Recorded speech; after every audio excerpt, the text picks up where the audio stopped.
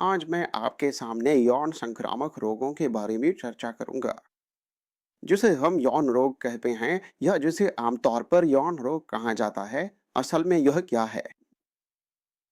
यौन रोग असल में एक प्रकार की बीमारी है जो यौन संबंधों के माध्यम से या नजदीकी सहअस्तित्व, जिसे हम अंग्रेजी में इंटीमेट कांटेक्ट कहते हैं, जैसे पति पत्नी या करीबी सहअस्तित्व के जरिए फैल सकती है, उसे हम यौन रोग कहते हैं।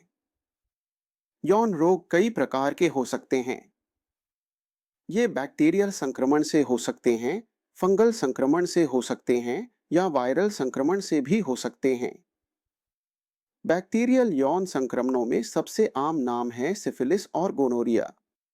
वायरल संक्रमणों में जो है वह है जेनिटल वॉर्ट्स या जननांगों पर मस्से और एक प्रकार की फुंसी जैसी होती है, जिसे हम हर्पीज संक्रमण कहते हैं।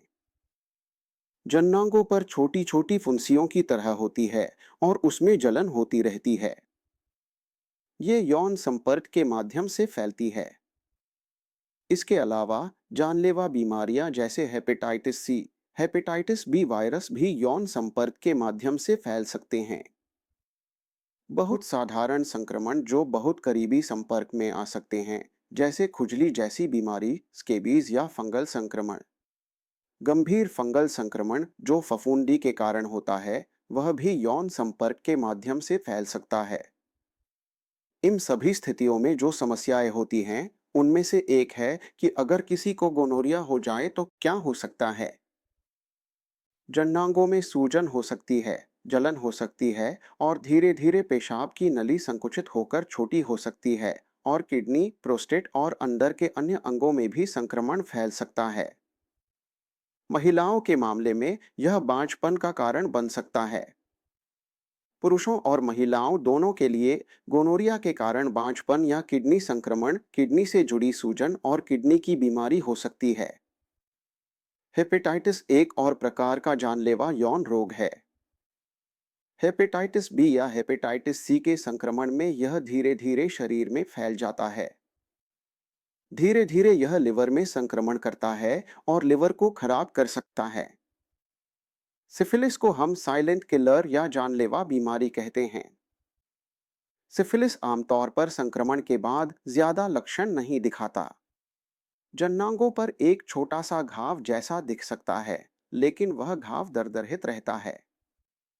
कुछ हफ्तों में यह अपने आप चला जाता है। लेकिन खून में सिफिलिस के जीवाणु तब तक सालों तक रह सकते हैं जब तक इलाज न हो, और यह संक्रमण धीरे धीरे शरीर के अलग अलग हिस्सों में, यहाँ तक कि किडनी, लिवर, दिल, दिमाग जैसे महत्वपूर्ण अंगों में भी फैल सकता है। सभी प्रकार के यौन रोगों के बारे में सबसे पहली बात यह है कि यौन संबंधों के मामले में एक नीति का पालन करना चाहिए। जिस जगह पर मुझे यौन संबंध बनाना है या जहां यौन संबंध बनाऊंगा, उस जगह पर अगर मैं पहली बात या विश्वास की कमी होती है, अगर वह व्यक्ति अपरिचित है, तो ऐसे यौन संबंध हमेशा ही जोखिम भरे होते हैं। अगर हम जोखिम भरे यौन संपर्क या यौन संबंध बनाते हैं, तो यौन रोग फैलने की संभावना बढ़ जाती है। अगर पूरी तरह से नहीं भी हो, तो करीबी संबंधों में अगर सुरक्षित या विश्वास के साथ यौन संबंध बनते हैं, तो आमतौर पर कोई समस्या नहीं होनी चाहिए। फिर भी यौन संक्रमण के मामले में कुछ असुरक्षित स्थितियां हो सकती हैं। अगर हम उन स्थितियों की पहचान कर लें, तो यह दूसरी बात होगी। रोकथाम का उपाय है कि कंडोम का इस्तेमाल करना चाहिए। बहुत से लोग हैं, कई मरीज हमारे पास आकर कहते हैं कि सर, हमें तो 2 टैबलेट खाने के लिए कहा गया था। डॉक्टर साहब ने 2 टैबलेट खाने को कहा, फिर दुकान से 2 टैबलेट लेकर हमने यह काम किया। यह कभी भी उपयुक्त और सुरक्षित तरीका नहीं हो सकता।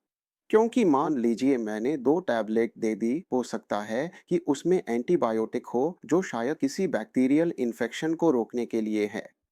लेकिन ऐसे मामलों में यह किसी भी तरह से वायरल इन्फेक्शन या अन्य जोखिम भरी और दूसरी बीमारियों के लिए कारगर नहीं है। उन मामलों में यह किसी भी तरह की सुरक्षा या रोकथाम नहीं देता। इसलिए असुरक्षित और जोखिम भरे यौन संबंधों के मामले में केवल कंडोम का इस्तेमाल ही यौन संक्रमण या यौन रोगों के संक्रमण के खतरे को कम कर सकता है। यहाँ यह बताना अच्छा होगा कि हमारे देश में एचआईवी संक्रमण की संख्या बहुत ज्यादा नहीं है। एचआईवी एक घातक और जानलेवा यौन रोग है जो मुख्य रूप से यौन संपर्क के माध्यम से फैलता है। अब तक हमारे देश में लगभग 4,000 एचआईवी मरीजों की पहचान की जा चुकी है। माना जाता है कि 4,000 की पहचान होने के बावजूद हमारे देश में 10 से 15,000 से कम एचआईवी संक्रमित लोग मौजूद हैं, और वे लोग अपनी शर्म, अज्ञानता या किसी भी अन्य कारण से अपनी इस बीमारी या बीमारी की पहचान को छुपाए हुए हैं या इसके बारे में जागरूक नहीं हैं। ऐसे में यह स्थिति एक असुरक्षित माहौल बना देती है, और इस तरह के असुरक्षित यौन संबंधों में एचआईवी संक्रमण का खतरा भी नजरअंदाज नहीं किया जा सकता। अच्छी बात यह है कि हमारे देश में विदेश जाने की प्रवृत्ति बढ़ी है। दो कारणों से विदेश जाने की प्रवृत्ति बढ़ी है।